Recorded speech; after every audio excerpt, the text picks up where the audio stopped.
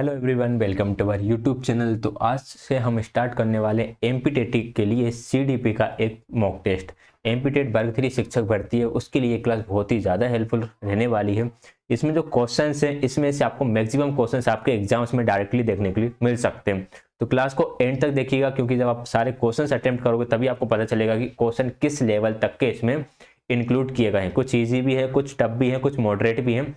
जिस तरह से एग्जाम का पैटर्न होता है उसी तरह के क्वेश्चन इसमें इंक्लूड किए गए हैं। आपको हर एक क्वेश्चन अटेम्प्ट करना है ताकि आपको पता चल सके कि आपके 30 में से कितने क्वेश्चन सही हो रहे हैं। स्टार्ट करते हैं क्वेश्चन नंबर फर्स्ट के साथ। क्वेश्चन नंबर फर्स्ट है, एक मिनट पेन सिलेक्ट कर लेते हैं। क्वेश्चन नंबर फर्स्ट है, people who are categorized on the basis of economic conditions are known as belonging to a particular. आर्थिक स्थिति के आधार पर वर्गीकृत किए गए लोगों को एक विशेष, यहाँ पर ब्लैंक आएगा, से संबंधित के रूप में माना जाता है। देखो, आपने कुछ इस तरह का सुना होगा, चलो ऑप्शन और रीड कर लेंगे। एथनिक ग्रुप, रिलीजियन, क्लास या फिर कास्ट, जातीय समूह, धर्म, वर्ग या फिर जाति। देखो, आपने ये वर्ड को सुने होंगे कि कुछ लोग होते हैं जो होते हैं लोअर क्लास के। आपने मिडिल क्लास बहुत ज़्यादा सुना होगा कि हम तो मिडिल क्लास के हैं, या फिर मिडिल क्लास के लोग ऐसा रहते हैं, वैसा करते हैं, ये नहीं कर पाते, वे नहीं कर पाते, या फैसिलिटीज़ नहीं मिल पाती। एक होते हैं फिर हाई क्लास।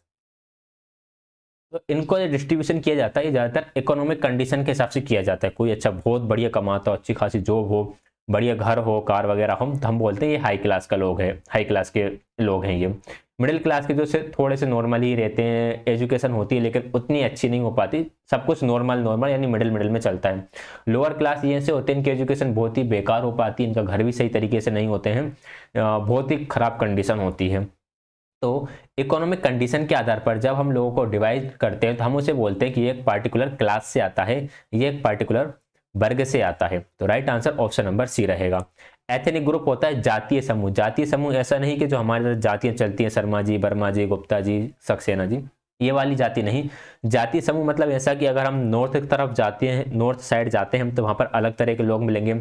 साउथ की तरफ जाएंगे तो वहाँ पर लोग थोड़े और अलग मिलेंगे। अगर हम ईस्ट की तरफ, वेस्ट की तरफ जाते हैं तो वहाँ पर लोग और अलग मिलेंगे, और ईस्ट की तरफ लोग और अलग मिलेंगे अगर हम असम में, मिजोरम की तरफ जाते हैं। अगर हम वर्ल्ड की बात करें, अगर हम वेस्ट कंट्रीज में जाते हैं, जैसे कि आपकी ब्रिटेन हो गया, लंदन हो गया, वहाँ पे लोग अगल मिलेंगे। और अगर आप इस तरफ आ जाते हो, अफ्रीकन कंट्रीज की तरफ जाते हो, तो वहाँ पर अलग जाति के लोग मिलेंगे। इसी तरह से आप जब चाइना की तरफ जाते हो तो वहाँ पर अलग जाति के लोग मिलेंगे। तो वो होता है आपका एथनिक ग्रुप, जिसे हम बोलते हैं जातीय समूह। इसका right answer option number C रहेगा। आगे बढ़ेंगे क्वेश्चन नंबर सेकंड की तरफ। The full form of SEN। SEN का पूर्ण रूप क्या है? वेरी वेरी इजी क्वेश्चन है। इसका फुल फॉर्म होता है स्पेशल एजुकेशन नीड। देखो, यहाँ पर सोशल लिख दिया, यहाँ पर स्पेशल इमोशनल लिख दिया है, यहाँ पर स्पेशल एंड एक्सपेक्टेंशियल लिख दिया है। तो ये तीनों ही गलत है। Right answer option number third रहेगा। स्पेशल एजुकेशनल नीड, विशेष शैक्षिक आवश्यकताएं। ऐसे जो क्वेश्चन होते हैं फुल फॉर्म वाले, ये आप इंग्लिश में याद रखो तो आपके लिए ठीक रहेगा, क्योंकि हिंदी में इनका ट्रांसलेशन कई बार चेंज हो जाता है। Right answer option number third रहेगा। आगे बढ़ेंगे क्वेश्चन नंबर थर्ड की तरफ। Perception of a particular method of teaching is different among learners because.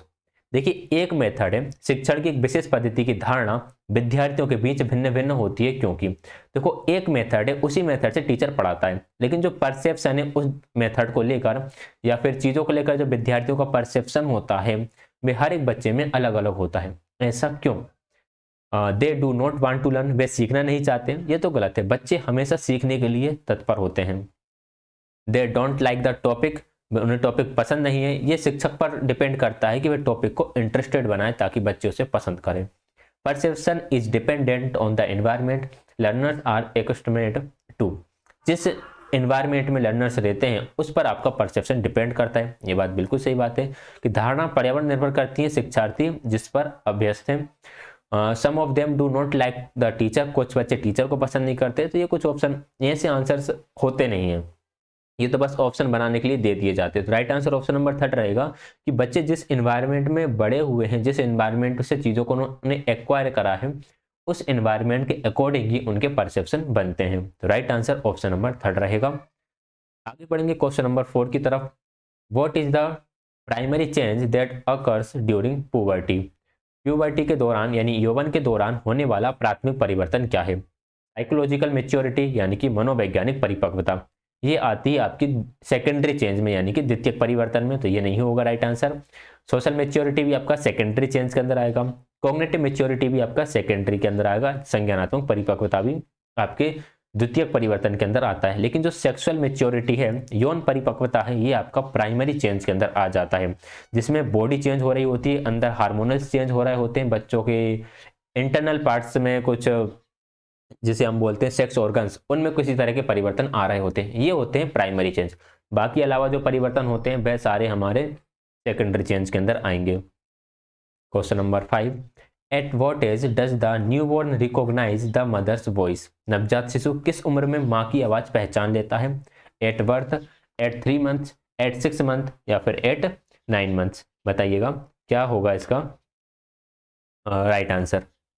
देखिए, अगर हम छोटे बच्चों की बात करें तो छोटे बच्चे माँ की आवाज़ को जन्म से ही पहचानने लगते हैं, तो राइट आंसर इसका 8 बर्थ होगा। ठीक, 3 मंथ, 6 मंथ, 9 मंथ नहीं होगा। और अगर कोई पूछे कि सबसे ज़्यादा देर में कौन सी चीज़ है जो डेवलप होती है बच्चों की, मतलब कि अगर हम बोलें कि वो जो साउंड कैप्चर करने की कैपेसिटी है वो, या फिर सेंस में अगर हम बात करें तो सुनना, देखना, सूंघना, चखना, तो जो विज़न होता है जिसे हम बोलते हैं दृष्टि, इसको डेवलप होने में सबसे ज़्यादा टाइम लगता है, लगभग 1 ईयर लग जाता है पूरी तरीके से डेवलप होने में।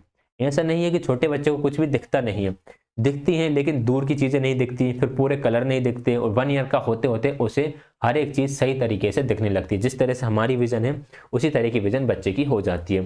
तो विज़न को डेवलप होने में सबसे ज़्यादा टाइम लगता है, ये बात आपको याद रखना है। सेंस में अगर हम बात करें, जो 5 सेंस इनमें। Question number 6, who was development theorist of the mid 20th century, who is the best known for his specific and detailed theory of children's moral development? 20वीं सदी के मध्य में विकास सिद्धांतकार कौन थे जो बच्चों के नैतिक विकास के अपने विशिष्ट और विस्तृत सिद्धांत के लिए सबसे ज्यादा जाने जाते थे? तो बच्चों के नैतिक विकास के बारे में बात किसने करी है? Who talk about the children's moral development? Kohlberg, Vygotsky, पियाजे या फिर एरिक्सन? कोलबर्ग की बात करें तो कोलबर्ग की थ्योरी का नाम है मॉरल डेवलपमेंट थ्योरी, तो कोलबर्ग ने इसकी बात करी है। कोलबर्ग की थ्योरी में कितने लेवल हैं? 3 लेवल हैं, और हर एक लेवल के अंदर 2-2 स्टेजेस हैं, तो टोटल स्टेज कितनी है? 6। अगर हम इसमें बात करें स्तर कितने हैं? 3 स्तर हैं। और अगर हम चरण की बात करें तो टोटल 6 चरण हैं। वाइगोस्की का सामाजिक सांस्कृतिक अधिगम सिद्धांत है। पियाजे का कॉग्निटिव डेवलपमेंट थ्योरी है, संज्ञानात्मक विकास का सिद्धांत। एरिक्सन का साइको सोशल डेवलपमेंट थ्योरी है, मनोसामाजिक विकास का सिद्धांत। तो right answer option number first रहा। कोलबर्ग ने नैतिक विकास पे काम करा है। एक बात और, सबसे पहले मोरल डेवलपमेंट के बारे में किसने बात करी या किसने थ्योरी डेवलप करी बच्चों के मोरल डेवलपमेंट पे, यानी बच्चों को नैतिक विकास में सबसे पहले अगर पूछा जाए तो आपका आंसर होगा पियाजे। नैतिक विकास के लिए कोलबर्ग किससे इन्फ्लुएंस हुए थे, किससे प्रभावित हुए थे? तो आपको याद रखना है कोलबर्ग पियाजे से प्रभावित होकर, या इनके ही थ्योरी को इन्होंने कोलबर्ग ने आगे बढ़ाया है। ये चीज इंपॉर्टेंट है, आपको याद रखना है। क्वेश्चन नंबर 7 है, who proposed the law of effect? Law of effect जिसे हम बोल सकते हैं प्रभाव का नियम। प्रभाव का नियम किसने प्रस्तावित किया था? स्टर्नबर्ग ने तो इंटेलिजेंट की ट्रायल की थ्योरी दी थी, जिसे हम बोलते हैं त्रिपाचीय सिद्धांत। एरिक फ्रॉम पश्चिम फ्रॉइडवादी थे। थॉर्नडाइक ने दिए हुए हैं लॉ ऑफ लर्निंग, जिसे हम बोलेंगे सीखने के नियम। सीखने के नियम के अंतर्गत इन्होंने 3 नियम दिए हुए हैं। एक दिया हुआ है लॉ ऑफ रेडीनेस, फिर एक दिया हुआ है लॉ ऑफ इफेक्ट, ये सेकंड होगा। लॉ ऑफ रेडीनेस हो गया प्रभाव का नियम, तत्परता का नियम और अभ्यास का नियम, लॉ ऑफ एक्सरसाइज। हिंदी में अगर हम बात करें तो पहला जो नियम था वो था आपका तत्परता का नियम। अगर आपके पास ये नियम नहीं लिखे हुए हैं तो आप नोट्स बना सकते हैं इनके। दूसरा था प्रभाव का नियम, और तीसरा नियम था अभ्यास का नियम। अभ्यास के नियम के अंतर्गत दो नियम और आते हैं। एक आता है लॉ ऑफ यूज और दूसरा आता है लॉ ऑफ डिसयूज करके। हिंदी में बात करें तो उपयोग का नियम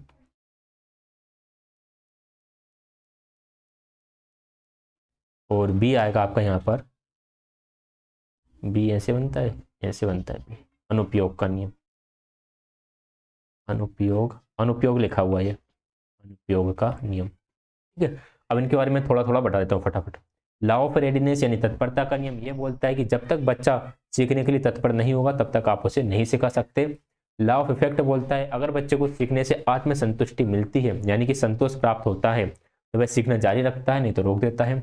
लॉ ऑफ एक्सरसाइज ये बताता है कि बच्चा जितनी एक्सरसाइज करेगा उसका सीखना उतना ही सुदृढ़ हो जाएगा। लॉ ऑफ यूज ये बोलेगा कि जो बच्चे ने सीखा हुआ है अगर बच्चा उसका यूज करता है, जैसे डॉक्टर ने अगर ऑपरेशन करना सीख लिया है और वह ऑपरेशन करता रहता है तो वह उसके उपयोग में रहेगा यानी उसकी लर्निंग में रहेगा। लॉ ऑफ डिसयूज ये बोलता है कि यदि आप उसका उपयोग करना बंद कर देते, मान लो कोई चीज़ आपने सीखी फिर आपने दोबारा कभी उसे करके ही नहीं देखा तो वह आपकी लर्निंग चली जाएगी। तो राइट आंसर ऑप्शन नंबर 3 रहेगा। बेंडूरा की जो थ्योरी है उस थ्योरी का नाम है social learning theory. Social learning theory, Hindi में बोलेंगे इसको सामाजिक अधिगम सिद्धांत। और इनके सामाजिक अधिगम सिद्धांत में इन्होंने प्रयोग करा है किस पर, बोबो डॉल पर। ये आपको याद रखना है। बोबो डॉल एक्सपेरिमेंट किससे जुड़ा हुआ है, एल्बर्ट बेंडूरा से जुड़ा हुआ है। सामाजिक अधिगम सिद्धांत इनकी थ्योरी का नाम है। तो इसका राइट आंसर क्या हुआ, ऑप्शन नंबर 3 लाइक इसका राइट आंसर हुआ। आगे बढ़ते हैं क्वेश्चन नंबर 8 की तरफ। Who developed the first intelligent test, प्रथम बुद्धि परीक्षण किसने विकसित किया था। विनय वर्मन, विनय साइमन, गोडार्ड टर्मन या गोडार्ड वेसलर। तो बताइए क्या होगा इसका राइट आंसर। इसका राइट आंसर होगा विनय साइमन। अल्फ्रेड विनय और साइमन ने पहला इंटेलिजेंट टेस्ट डेवलप करा था। अब ये किस ईयर में करा था ये आपको बताना है कमेंट में। मैं इसकी हिंट दे देता हूँ, ये दिया हुआ लास्ट डिजिट आपको बताना है। ठीक है, आप कमेंट में जरूर बताइएगा कि आखिर किस ईयर में इन्होंने फर्स्ट इंटेलिजेंट टेस्ट डेवलप करा था। आगे हम बढ़ते हैं क्वेश्चन नंबर 9 की तरफ।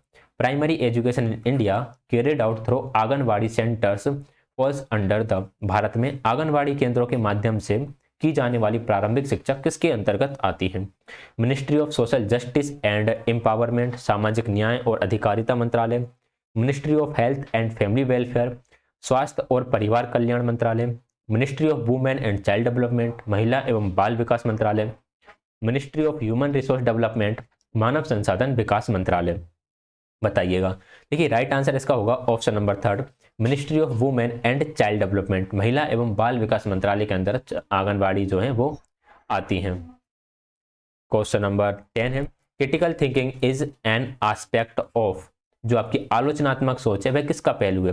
देखिए पक्ष बायस यानी कि पक्षपात करने के लिए तो आप आलोचनात्मक सोच का प्रयोग नहीं करोगे, हालांकि कई लोग करते हैं, एक दूसरे की कमियां निकालते रहते हैं, बट हमें उस चीज से दूर रहना है। रीजनिंग, आप तर्क लगाने के लिए क्रिटिकल थिंकिंग का बिल्कुल यूज कर सकते हो। बिलीफ, आस्था के लिए क्रिटिकल थिंकिंग नहीं लगती है। एंड इमोशंस तो बस ऑप्शन बढ़ाने के लिए दे दिया है। राइट आंसर ऑप्शन नंबर 2 रहेगा। रीजनिंग बढ़ाने के लिए आलोचनात्मक सोच लगती है यानी क्रिटिकल थिंकिंग लगेगी। क्वेश्चन नंबर 11 है the judgment of the quality of teaching depends on, शिक्षण की गुणवत्ता का निर्णय इस पर निर्भर करता है। क्वालिटी ऑफ टीचिंग किस पर निर्भर करेगी। डेवलपमेंटल रिलेशनशिप, संबंध विकसित करना, अटेंशन ऑफ इंफॉर्मेशन, जानकारी की प्राप्ति, डिसिप्लिन यानी कि अनुशासन, या फिर ओवरऑल डेवलपमेंट ऑफ स्टूडेंट, छात्र का समग्र विकास। देखिए जो आपकी टीचिंग की क्वालिटी है इस पर डिपेंड करती है। चीज़ें कैसे भी हो हमें मेन फोकस इस पर रखना है कि जो स्टूडेंट्स हैं, स्टूडेंट्स का डेवलपमेंट किस तरह से हो रहा है, यानी कि बच्चों का विकास हो रहा है कि नहीं। और विकास भी कैसा होना चाहिए, समग्र विकास होना चाहिए, हर तरह का विकास हो, मानसिक, शारीरिक, भावात्मक और मानसिक, शारीरिक, सामाजिक और भावात्मक, तो हर तरह का विकास हो। राइट आंसर ऑप्शन नंबर 4 रहेगा। ओवरऑल डेवलपमेंट पर हम फोकस करते हैं तो 4 राइट आंसर रहेगा। क्वेश्चन नंबर 12 है the abbreviated term ADHD denotes, संक्षिप्त टर्म ADHD क्या दर्शाता है? ADHD का आपको फुल फॉर्म बताना है, इसे भी आप इंग्लिश में याद करिएगा। ये होता है आपका अटेंशन डेफिशिएट हाइपर सेंसिटिविटी नहीं होता है, attention deficit hyper activity disorder बिल्कुल होता है। Attention deficit hyper activity active लिखा हुआ है यहाँ पर, ये नहीं होगा, एग्रेशन वाला भी नहीं होगा। Right answer option number second रहेगा। ध्यान अभाव सक्रियता विकार, यानी बच्चे यहाँ पर ध्यान नहीं लगा पाता, बहुत ज़्यादा हाइपर एक्टिव रहता है, एक जगह पर टिक कर नहीं रख पाता अपने दिमाग को, बहुत ज़्यादा ही एक्टिव रहता है। अगर आपने द वेब सीरीज देखी हो द फैमिली मैन करके एक वेब सीरीज थी, अगर उसके हम सीजन 2 पर जाते हैं तो सीजन 2 के एक एपिसोड में जो उसका मेन कैरेक्टर है मनोज बाजपेयी, उसका जो बच्चा होता है जो वहाँ की उनके स्कूल की जो मैडम होती हैं, सिस्टर जो होती हैं, वो ईसाइयों वाला स्कूल होता है, तो वो कहती हैं कि आपके बच्चे को ADHD है, ठीक है। वहाँ पर वो उसका फुल फॉर्म भी बताती हैं, attention deficit hyper activity disorder. अगर आप इन चीज़ों को इतने तरीके से देखोगे तो आपको ये साइकोलॉजी वहाँ पर भी कहीं भी देखने के लिए आपको मिल सकती है। मैंने मेरे टेलीग्राम चैनल पर डाला था, एक मूवी है जिंदगी ना मिलेगी दोबारा। जिंदगी ना मिलेगी दोबारा में एक डायलॉग में जो ऋतिक रोशन है वह सिगमंड फ्राइड का नाम लेता है, तो इसका right answer option number second रहेगा। ऐसे बहुत सारी जगह यूज करा हुआ है इन चीज़ों का। क्वेश्चन नंबर 13 है which one of the following is not an internal factor of attention, निम्नलिखित में से कौन सा ध्यान का आंतरिक कारक नहीं है? अटेंशन, इंटेंसिटी, माइंडसेट, मोटिव्स यानी प्रेरणा, रुचि, तीव्रता, पूर्व धारणा या प्रेरणा। अगर हम इंटरेस्ट की बात करें तो ये आपके इंटरनल होता है, तो रुचि तो आपका आंतरिक में चला गया। माइंडसेट भी आपका इंटरनल फैक्टर है, मोटिव्स यानी कि आपकी प्रेरणा भी इंटरनल फैक्टर है।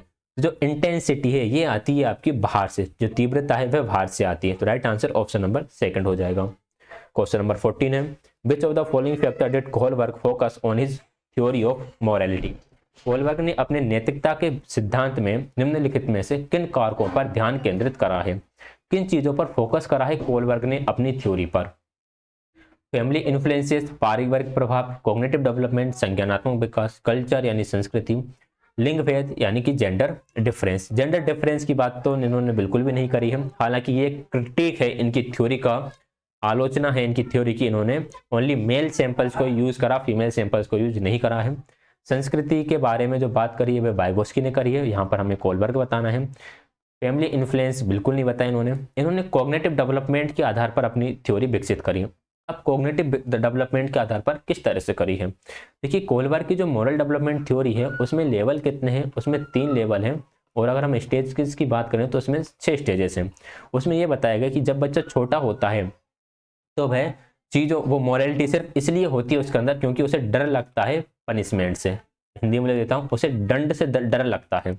और दूसरी उसमें मॉरलिटी इसलिए होती है कि वह खुद का लाभ देखता है, अगर उसे लगता है कि इस चीज़ से मेरे लिए लाभ है तो वह उस चीज़ को, उस काम को करता है, अगर किसी काम को करने से उसका लाभ हो रहा है। तो ये फर्स्ट स्टेज होती है, ये सेकंड स्टेज होती है। थर्ड स्टेज में जब वो थोड़ा और बड़ा होता है वह दूसरों के सामने अच्छा बनना, अच्छा लड़का, और जो लड़की होती हैं वे होती हैं अच्छी लड़की, अच्छा लड़का अच्छी लड़की, यानी अच्छा बनने के लिए अपनी मॉरलिटी को अपनाता है। जब वह नेक्स्ट स्टेज में पहुंचेगा यानी कि चौथे चरण में पहुंचेगा तब उसकी मॉरल, तब वह सोचता है कि समाज के जो नियम है, समाज के नियम है वह इसलिए बने हुए हैं ताकि समाज में व्यवस्था गड़बड़ ना हो, इसलिए इन नियमों को सबको पालन करना चाहिए। इसी तरह से फिफ्थ है और फिर एक सिक्स्थ है जो कि यूनिवर्सल मॉरलिटी की बात करती हैं, सार्वभौमिक नैतिकता की बात करती हैं। तो कोहलबर्ग की थ्योरी में ये बताया कि जब बच्चा छोटा होता है तो किस तरह से उसका दिमाग डेवलप है और किस तरह से मॉरलिटी डेवलप है। जब बच्चा बड़ा हुआ उसकी अंडरस्टैंडिंग और बढ़ी तो उसके संज्ञान के साथ साथ ही उसकी मॉरलिटी भी विकसित हुई। जब बच्चा और बड़ा होता है, व्यक्ति बन जाता है, वयस्क बन जाता है, तब उसकी मॉरलिटी एक अलग लेवल की होती है। तो इन्होंने अपनी थ्योरी को डेवलप करा है कॉग्निटिव डेवलपमेंट यानी कि संज्ञानात्मक विकास के आधार पर। नेक्स्ट क्वेश्चन है question number 15, Which of the following is not a objective of continuous and comprehensive evaluation? निम्नलिखित में से कौन सा सतत और व्यापक मूल्यांकन का उद्देश्य नहीं है? प्लान टीचिंग लर्निंग सिचुएशन, शिक्षण अधिगम स्थितियों की योजना बनाएं। हाँ, ये तो इसका ऑब्जेक्टिव हो सकता है कि आप ऐसी स्थितियां बनाएं जिसमें टीचिंग लर्निंग अच्छे तरीके से हो सके। Communicate the child's progress to different stakeholders, बच्चों की जो समस्याएं हैं विभिन्न हितधारकों के बारे में बताएं। बच्चे के हितधारक में जो मुख्यतः होते हैं वे पेरेंट्स और टीचर्स होते हैं। Map changes in the child's learning and development, बच्चे के सीखने और विकास के परिवर्तन में किस तरह का चेंज आ रहा है इसका एक मानचित्र बताता है, तो सीसीई बिल्कुल बताएगा। Inculcate fear in the minds of the people so that they are able to perform better, विद्यार्थियों के मन में डर पैदा करें ताकि वे बेहतर प्रदर्शन कर सकें। फियर को इनकलकेट करना, डर पैदा करने की बात तो कभी हमें करना ही नहीं है, ये तो सीसीई का उद्देश्य होता ही नहीं। तो राइट आंसर ऑप्शन नंबर 4 यहाँ पर हो जाएगा। आगे बढ़ेंगे क्वेश्चन नंबर 16 की तरफ। क्वेश्चन नंबर 16 है, which of the following is not a risk factor of drug use that is directly attributed to parents. निम्नलिखित में से कौन नशीली दवाओं के उपयोग के लिए जोखिम कारक नहीं है जो सीधे माता पिता के लिए जिम्मेदार है। देखिए बच्चा जो है वह नशीली दवाइयाँ लेता है यानी कि ड्रग्स लेता है। अब ड्रग्स लेने के लिए कहीं ना कहीं पेरेंट्स भी इन्वॉल्व होते हैं कि पेरेंट्स उस पर ध्यान नहीं देते। तो इसमें कौन सा एक कारक है जिसके लिए हम बोलेंगे कि इसके लिए पेरेंट्स का इसमें हाथ नहीं है, पेरेंट्स का इन्वॉल्वमेंट नहीं है। चाइल्ड नेग्लिजेंस, बचपन की लापरवाही, इसके लिए पेरेंट्स जिम्मेदार होते हैं कि बच्चे अपने पेरेंट्स पर सही तरीके से ध्यान नहीं देते हैं। अगर बच्चा एब्यूज करता है यानी कि गाली देने के लिए पेरेंट्स बिल्कुल जिम्मेदार हैं। अगर पेरेंट्स एब्यूज वर्ड यूज़ करते हैं, गाली देते हैं, तो बच्चे भी उसी को एक्वायर कर लेंगे। पीयर रिजेक्शन, बच्चे के जो दोस्त हैं वो उसको रिजेक्ट कर देते हैं, तो इसमें पेरेंट्स का कुछ इन्वॉल्वमेंट नहीं है कि उसके जो सहकर्मी वो उसे रिजेक्ट कर देते हैं। जेनेटियल इनहेरिटेंस यानी कि अनुवांशिकी विरासत है, इसमें भी पेरेंट्स जिम्मेदार हैं। तो थर्ड ऑप्शन को छोड़कर बाकी सबके लिए पेरेंट्स जिम्मेदार हैं। ऑप्शन नंबर 3 इसका राइट आंसर होगा। क्वेश्चन नंबर 17 है, a child realise that a 4-legged animal that nice can not fit into her existing schema of dog, what process will she undertake to fit this new information into her schemas. एक बच्चे को पता चलता है कि एक 4 पैरों वाला जानवर जो उसके कुत्ते की मौजूदा योजना में फिट नहीं हो सकता। नेइस मतलब होता है कि हिनहिनाना, एक 4 पैरों वाला जानवर जो कि हिनहिनाता है उसकी एग्जिस्टिंग स्कीमा जो कि कुत्ते को लेकर बनी हुई है उसमें फिट नहीं हो रहा है, क्योंकि हिनहिनाता कौन है, घोड़ा। घोड़े और कुत्ते में तो बहुत अंतर है। अब वह इस जानकारी को अपनी योजनाओं में फिट करने के लिए, अपनी स्कीमा में फिट करने के लिए कौन सी प्रक्रिया अपनाएगी। अब इसके लिए उसे अपने स्कीमा को करना पड़ेगा चेंज। जब इस स्कीमा को चेंज करना होता है, मॉडिफाई करना होता है, तो उसे हम बोलते हैं समायोजन यानी कि एकोमोडेशन। एसिमिलेशन मतलब कोई उसे एज इट इज आत्मसात कर लेना। ऑप्शन नंबर 2 राइट आंसर रहेगा। क्वेश्चन नंबर 18 है, a child finds it hard to recall the Hindi letters he learned for today exam because of the Kannada exam he wrote yesterday. What is the phenomenon known as? कल की कन्नड़ परीक्षा के कारण बच्चे को आज की हिंदी की परीक्षा के लिए सीखे गए हिंदी अक्षरों को याद करने में कठिनाई हो रही है। इस घटना को किस नाम से जानते हैं। देखो बच्चे ने पहले क्या ली, बच्चे ने पहले सीखी कन्नड़, अब वह सीखना चाह रहा था हिंदी। अब हिंदी सीखने में उसे दिक्कत आ रही है, क्यों, क्योंकि उसने पहले कन्नड़ सीखी हुई थी। इसे हम बोलते हैं प्रोएक्टिव इंटरफेरेंस यानी कि अग्रलक्षी हस्तक्षेप। ठीक है, एक होता है आपका रिट्रोएक्टिव जिसे हम बोलते हैं पूर्वव्यापी हस्तक्षेप। उसने मान लो उसे कन्नड़ आती थी, कन्नड़ आने के बाद उसने हिंदी सीख ली, हिंदी सीखने के बाद उसे कन्नड़ को रिकॉल करने में दिक्कत आ रही है, पुराने को रिकॉल करने में दिक्कत आ रही है, तो उसे हम बोलते हैं रिट्रोएक्टिव इंटरफेरेंस यानी कि पूर्वव्यापी हस्तक्षेप। काफी बढ़िया क्वेश्चन है, मेमोरी से जुड़ा हुआ है, बहुत बढ़िया क्वेश्चन। तो राइट आंसर ऑप्शन नंबर 4 रहेगा। Question number 19, according to Vygotsky child's language and thoughts develop. Vygotsky के अनुसार बच्चे की भाषा और विचार विकसित होते हैं independently for each other then merge, एक दूसरे से स्वतंत्र रूप में फिर एक दूसरे में मिल जाते हैं। इंडिपेंडेंटली टू ईच अदर, एक दूसरे से स्वतंत्र होते हैं। यूनिवर्सल अक्रॉस द कल्चर, सार्वभौमिक रूप से संस्कृति भर में यानी कि हर एक कल्चर में समान रूप से चलते हैं। Together as a child grow, साथ साथ बढ़ते हैं जैसे कि बच्चा बढ़ता है। देखिए जो बायगोस्की का पॉइंट ऑफ व्यू था इसको लेकर के लैंग्वेज एंड थॉट्स किस तरह से चलते हैं, उन्होंने ये बताया कि पहले ये एक दूसरे से इंडिपेंडेंट होते हैं फिर एक दूसरे से मर्ज हो जाते हैं। और यहीं पर अगर हम पियाजे की बात करते हैं तो पियाजे ने अपनी थ्योरी में बोला है कि पहले थॉट्स आएंगे, थॉट्स डेवलप होंगे यानी कि पहले विचार आएंगे, फिर विचार से लैंग्वेज डेवलप होती है, विकास फैसिलिटेट करते हैं लैंग्वेज यानी कि भाषा के विकास को। तो राइट आंसर ऑप्शन नंबर 1 रहेगा। बायगोस्की ने बोला कि पहले एक दूसरे से स्वतंत्र होते हैं फिर एक दूसरे में मिल जाते हैं। Question number 20, parents who have a lot of rules but support their childrens to follow the rules are adhering to.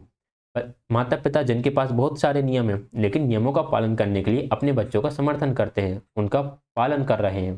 देखिए ये कुछ पेरेंटिंग के टाइप होते हैं। अनइन्वॉल्व्ड पेरेंटिंग जो होती है, अनसंबद्ध पालन पोषण, इसमें पेरेंट्स अपने बच्चों पर बिल्कुल भी ध्यान नहीं देते हैं। यहाँ पर तो कुछ नियम बनाए हुए हैं तो मतलब ध्यान तो दे रहे हैं। परमिसिव पेरेंटिंग में होता यह है कि बच्चे जो बोलते हैं पेरेंट्स वो करने के लिए हाँ बोल देते हैं। जैसे बच्चों ने बोला कि मुझे ये खिलौना चाहिए, उन्होंने बोला ले लो। मुझे इस ट्रिप पर जाना है, चले जाओ। मुझे कंप्यूटर चाहिए, ले लो। मुझे गेमिंग सेटअप चाहिए, ले लो। तो वो होते हैं परमिसिव वाले पेरेंट्स, जो कि हमें बहुत ही कम देखने के लिए मिलते हैं। फिर आते हैं आपके एथॉरिटेटिव पेरेंटिंग्स में रूल्स बनाए जाते हैं और उन पर डिस्कस भी किया जाता है। रूल्स पर उन्हें पालन करने में मदद भी की जाती है। तो इसको सबसे अच्छा माना जाता है, इसे हम बोलते हैं कि ये होती है बेस्ट पेरेंटिंग। ऑथोरिटेरियन में बहुत सारे नियम बच्चों पर लाद दिए जाते हैं और उन्हें फोर्स किया जाता है कि आपको ये नियम पालन करना ही है। तो इसका राइट आंसर जो रहेगा ऑप्शन नंबर 3 रहेगा। अधिकारवादी पालन पोषण जो होता है वह आएगा आपका इसमें, जिसमें रूल्स बने हुए हैं और बच्चों को रूल्स फॉलो करने के लिए बोला जा रहा है और सपोर्ट करा जा रहा है बच्चों को, ताकि वे रूल को अच्छे तरीके से फॉलो कर सकें। क्वेश्चन नंबर 21 है, is the desire to act and move towards a goal. कार्य करने और लक्ष्य की ओर बढ़ने की इच्छा। कार्य करने और लक्ष्य की ओर बढ़ने की इच्छा को हम बोलते हैं मोटिवेशन, यानी कि प्रेरणा। तो राइट आंसर ऑप्शन नंबर 3 रहेगा।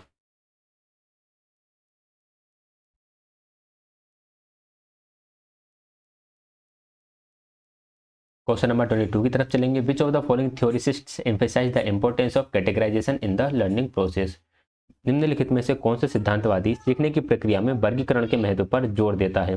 वर्गीकरण का मतलब होता है क्लासिफिकेशन या कैटेगराइजेशन, जिसने अपनी थ्योरी में स्टेजेस दी हुई हो। स्टेजेस मतलब कि जिसने अवस्थाएं दी हुई हो। जैसे कि हम स्किनर की थ्योरी की बात हम पियाजे की थ्योरी की बात करें तो इसमें 4 अवस्थाएं हैं। कोल्बर की थ्योरी की बात करें तो उसमें हम 3 अवस्थाएं हैं और 3 लेवल हैं और उसके अंदर 6 स्टेजेस हैं। इसी प्रकार से अवस्थाओं की बात करिए ब्रूनर ने अपनी थ्योरी में 3 अवस्थाएं बताई हैं। कितनी अवस्थाएं बताई ब्रूनर ने? 3 अवस्थाएं बताई हैं। वह 3 अवस्थाएं कौन कौन सी ये आप बताओगे कमेंट में, ताकि मुझे पता चले कि आप लोगों को इससे रिलेटेड कुछ जानकारी है या नहीं। अगर हम कोहलर की बात करें तो कोहलर की थ्योरी है इंसाइटफुल लर्निंग थ्योरी, जिसे हम बोलेंगे हिंदी में अंतर्दृष्टि अधिगम का सिद्धांत। कोहलर गेस्टोल्टवादी थे। बेंडुरा की थ्योरी के बारे में पहले ही बात कर चुके हैं, सामाजिक अधिगम का सिद्धांत सोशियो लर्निंग थ्योरी।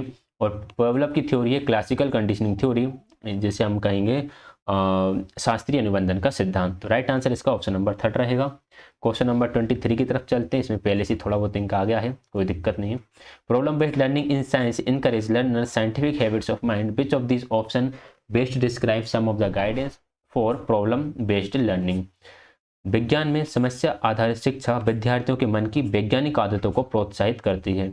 इनमें से कौन सा विकल्प समस्या आधारित शिक्षा के कुछ दिशा निर्देशों का सबसे अच्छा वर्णन करता है। अगर साइंटिफिक उसकी बात चल रही हो, साइंटिफिक हैबिट्स की बात चल रही हो या साइंटिफिक मेथड की बात चल रही हो तो उसमें हाइपोथेसिस जरूर आता है। रीडिंग राइटिंग लिसनिंग तो नॉर्मल चलता ही है, पढ़ना लिखना सुनना। Thinking up ideas using multimedia making variables, थोड़ा बहुत ठीक है। विचारों पर विचार करना, मल्टीमीडिया का प्रयोग करना, चर बनाना।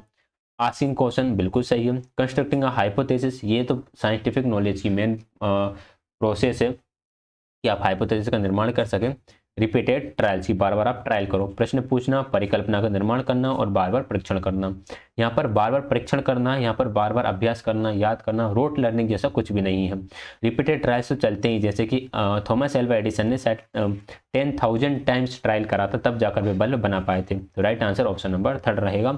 Discussion, fix number of trials, cooperative learning तो नॉर्मली किसी के साथ भी चल सकती है। तो 3 के आगे 2 थोड़ा फीका पड़ गया, तो राइट आंसर ऑप्शन नंबर 3 रहेगा। क्वेश्चन नंबर 24 है, the apparatus used for measuring the span of attention is. ध्यान की अवधि को मापने के लिए इस्तेमाल किए जाने वाला उपकरण है। ये क्वेश्चन मैंने बहुत सारी बुक्स में देखा, जैसे कि आपको पता ही होगा बुक्स रिव्यू वाले चैनल पे काफ़ी बुक्स का मैंने रिव्यू कर रखा है, लेकिन इसका आंसर मुझे मिला था NCERT में। जो NCERT की बुक्स हैं साइकोलॉजी की 11th एंड 12th की, उसमें इस इंस्ट्रूमेंट का नाम दिया गया था, जिसे हम बोलते हैं टेचिस्टोस्कोप। टेचिस्टोस्कोप जिसे बोला जाता है। माइक्रोस्कोप, टेलीस्कोप, एपीडीस्कोप का यूज इसमें नहीं किया जाता। Option number first right answer रहेगा। कुछ इस तरह का ये इंस्ट्रूमेंट होता है, ये इंस्ट्रूमेंट है, और ये जो महिला है, ये महिला इस इंस्ट्रूमेंट में से कुछ देख रही है। तो ये होता है आपका टेचिस्टोस्कोप, जो आपका अटेंशन स्पेन को मेजर करने के लिए यूज किया जाता है। क्वेश्चन नंबर 25 है, id ego super ego is put forth by. Id ego super ego के द्वारा सामने रखा गया। मोस्लो, पेवलव, जुंग या फिर फ्रॉइड। तो हम जानते हैं इड ईगो सुपर ईगो तीनों किससे जुड़े हुए हैं? फ्रॉइड से जुड़े हुए हैं। फ्रॉइड की थ्योरी है साइको सेक्सुअल थ्योरी, या फिर इसे हम बोल सकते हैं साइको एनालिटिकल थ्योरी। हिंदी में बोलेंगे इसे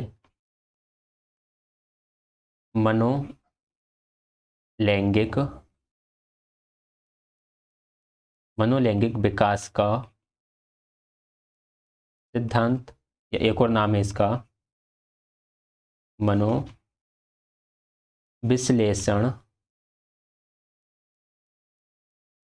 मनोविश्लेषणवाद, ऐसा कुछ, मनोविश्लेषणवाद सिद्धांत, ऐसा कुछ नाम है इसका हिंदी में। ठीक है, मनोविश्लेषण आपको दिख जाए तो आप चले जाना फ्राइड की तरफ। तो ये फ्राइड ने इड ईगो सुपर ईगो दिया था, जहां पर इड क्या होता है?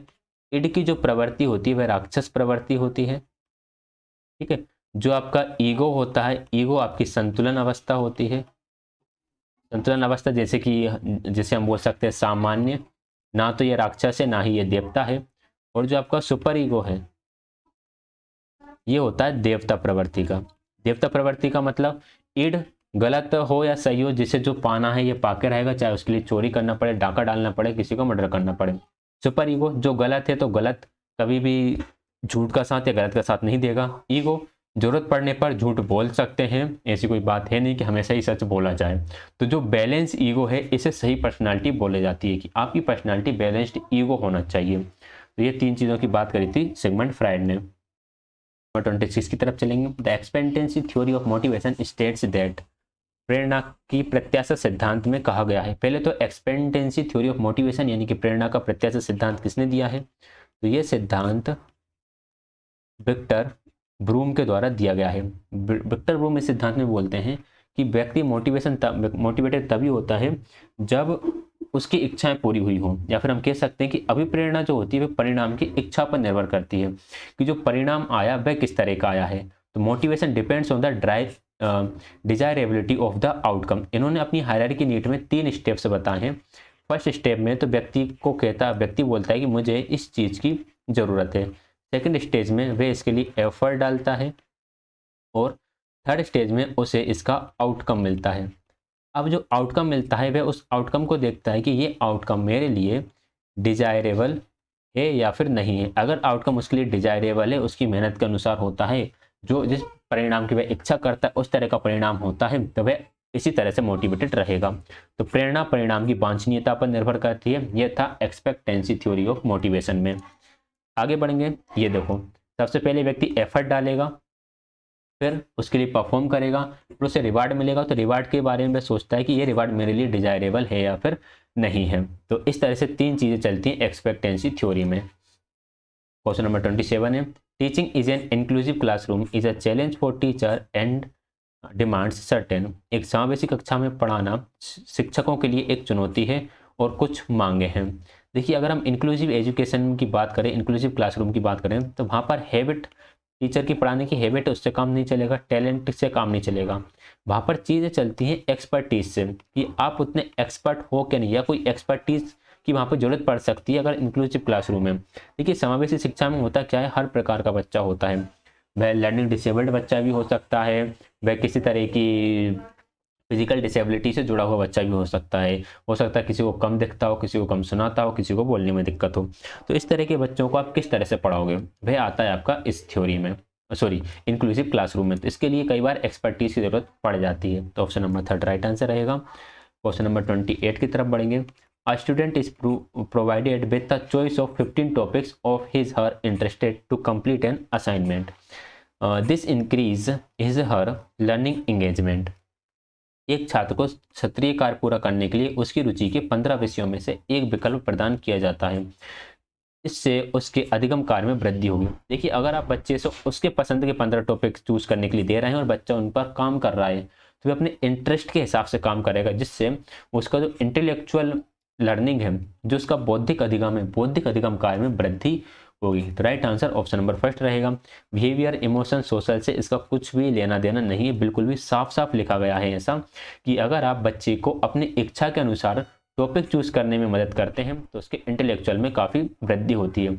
आपने देखा होगा कि बहुत से लोग टेंथ पास नहीं कर पाते और वे 12th फर्स्ट अटेम्प्ट में ही पास कर लेते हैं। क्यों? क्योंकि 12th में जो सब्जेक्ट होता है वह उनके इंटरेस्ट के अकॉर्डिंग होता है। ठीक है, उन्हें ज़बरदस्ती मैथ साइंस नहीं पढ़ना पड़ता। अगर कोई बच्चा जैसे आर्ट्स लेना चाहता है या कॉमर्स लेना चाहता है तो उसे ज़बरदस्ती किसी सब्जेक्ट को पढ़ना नहीं पड़ता है। तो यही होता है कि वहाँ पर बच्चे का इंटेलेक्चुअल डेवलप हो जाता है, वृद्धि हो जाती है उस कार्य में, वह अपने मन से काम करने लगता है, इच्छा से। 29 है, ADHD children have difficulties in which of the following areas. ADHD बच्चों को निम्नलिखित में से किस क्षेत्र में कठिनाइयाँ होती हैं। देखिए, ए से क्या होता है? अटेंशन, तो अटेंशन में तो दिक्कत होगी। एच मीन्स क्या था? हाइपर एक्टिविटी, तो हाइपर एक्टिविटी में भी दिक्कत होगी। और अपनी इम्पल्स को भी कंट्रोल नहीं कर पाते हैं, या अपने ध्यान को कंट्रोल नहीं कर पाते, अति शीघ्रता होती है, उनके अंदर आवेगों को नियंत्रण नहीं कर पाते, मतलब बहुत तेज हंसने लगना, बहुत तेज गुस्सा हो जाना, अपने हाथ पैरों पर ही कंट्रोल नहीं है, कुछ इस तरह का। Option number fourth right answer रहेगा। उपरोक्त सभी ये सारी क्षेत्रों में कठिनाइयाँ होती हैं ADHD वाले बच्चों को। क्वेश्चन नंबर 30 है, if an intelligence test a 9 years old boy is found to have a mental age of 10 years, he belongs to the IQ classification of।